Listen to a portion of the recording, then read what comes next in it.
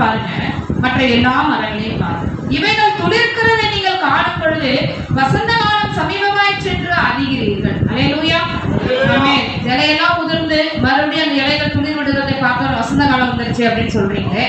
அப்படியே இவைகள் சம்பவிக்கிறதை நீங்கள் காணும் பொழுது தேவனுடைய ராஜ்யம் சமீபமாய் சென்று அறியுங்கள். இவைகளை நாம் காணும் பொழுது 21ஆம் அதிகாரத்துல நீங்க வாசிச்சீங்கன்னா தெரியும். முழுவதுமாக கர்த்தருடைய நாமம் மகிமைப்படட்டும் 8ஆம் வசனத்துல வேகமா சொல்லிட்டு வர்றார். நீங்கள் வஞ்சிக்கப்படாதபடி எச்சரிக்கையாக இருங்கள். ஏனெனில் அநேகர் வந்து என் நாமத்தை தடுத்துக் கொண்டு நான் தான் கிறிஸ்து என்றும் காலம் சமீபத்தில் என்றும் சொல்லுவார்கள்.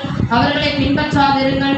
யுத்தங்களையும் கலகங்களையும் குறித்து நீங்கள் கேள்விப்படுவீர்கள். பயப்படாதிருங்கள். இவைகள் முன்னதாகவும் சமர்க்க வேண்டியதே, ஆனாலும் முடிவு வராது.